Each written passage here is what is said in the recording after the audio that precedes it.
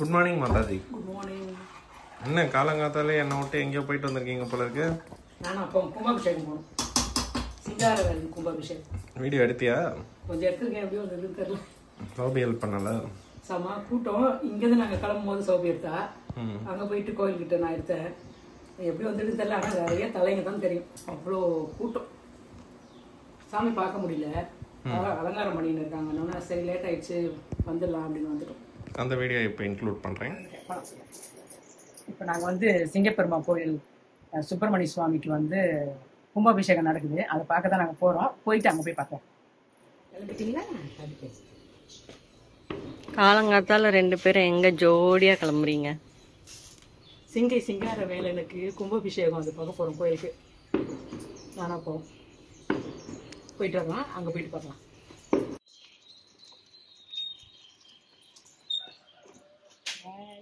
பாய். என்னால இழுக்க முடியாதுப்பா. Bye daddy.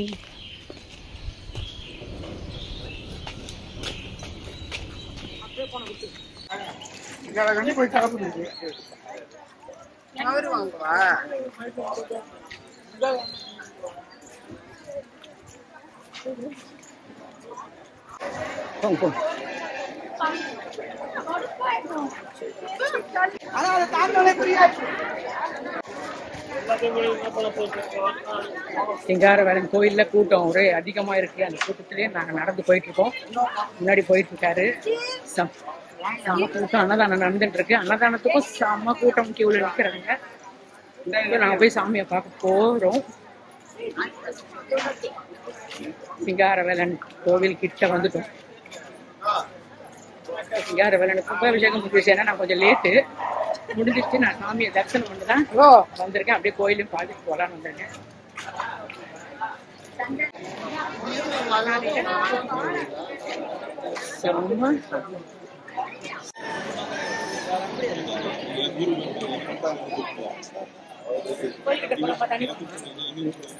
போலாமா? இப்பயே போக முடியாது. கொஞ்சம் கொஞ்சம் நோந்து போலாம். ஆறுபடை அழகனுக்கு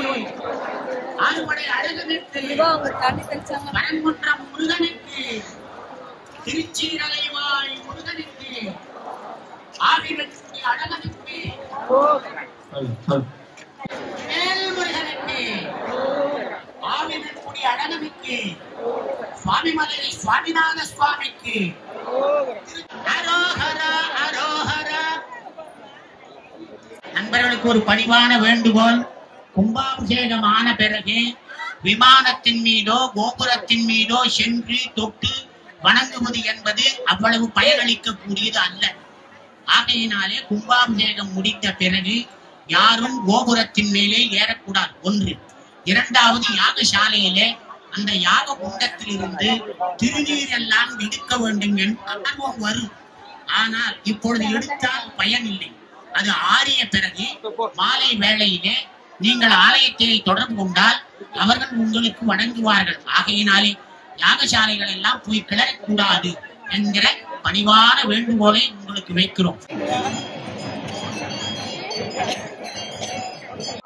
thank you very much. Thank you very much.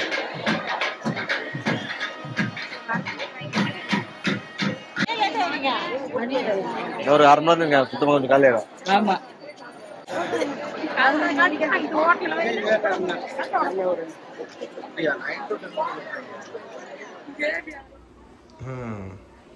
நல்லா பாத்தியா சாமி?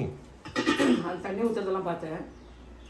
உள்ளுக்குள்ள சாமிக்கு வந்து இன்னொரு குடம் தண்ணி வச்சு சாமிக்கு அபிஷேகம் பண்ணி உள்ள மூலவருக்கு அபிஷேகம் பண்ணி அங்கேருந்து தீர்த்தம் கொண்டு வந்து தெளிச்சுட்டு உள்ளே போயிட்டு சாமிக்கு அலங்காரம் பண்ணுவாங்க. அழகாக அலங்காரம் பண்ணுவாங்க. நிறைய மாலையெல்லாம் போட்டு. அது வந்து ரொம்ப கூட்டம், நெரிசல் தாங்க முடியல. அதனால அது பார்க்கல. ஈவினிங் போய் பார்த்துக்கலான்னு சொல்லிட்டு வந்துட்டேன். கடையிலேருந்து 4 அடி எடுத்து வச்சா கோவில். ஆமாம். எப்போ ஒன்றா பார்த்துக்கலாம். அப்பா தான் சொன்னார். இதே தெருவில் 10 வாட்டி நடந்து வர்றேன். எப்போ ஒன்றா பார்த்துக்கலாம். இந்த கூட்டத்தை தான் பார்க்கணுமா உனக்கு வான்னு கூட்டின்னு வந்துட்டேன். இன்னைக்கு என்னமா ஸ்பெஷல்? இன்னைக்கு வந்து மிளகா கிளி சாம்பாரும் கத்திரிக்காய் முருங்கைக்காய் பொரியல் கேட்டா. தயிர் தாளிச்சு வேணும்னா தயிர் தாளிச்சு வச்சிருக்கேன். இப்போ ரசம் வைக்க போறேன். கத்திரிக்காய் முருங்கைக்காய் பொரியல் பண்ண போறேன். சாம்பார் வச்சுட்டேன். Very good. மிளகா கிளி சாம்பார் சாப்பிடணுமா? மிளகா கிளி வரும்போது இல்லை, இப்போ இருக்கா? ஹாய் சௌபர்ணியா. எப்படி இருக்கீங்க?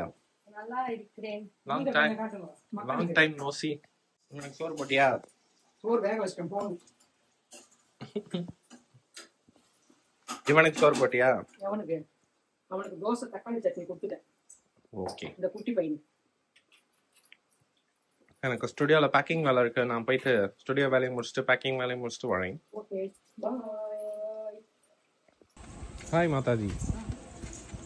நான் வந்துட்டேன். வந்துட்டியா? கொஞ்ச நேரம் சும்மா இருக்கியா நீ? போய் நான் போடுறேன். துணிக்காய் போடணும். இந்த பட்டு கைக்கு நல்லா ரெஸ்ட் எடுத்தியா?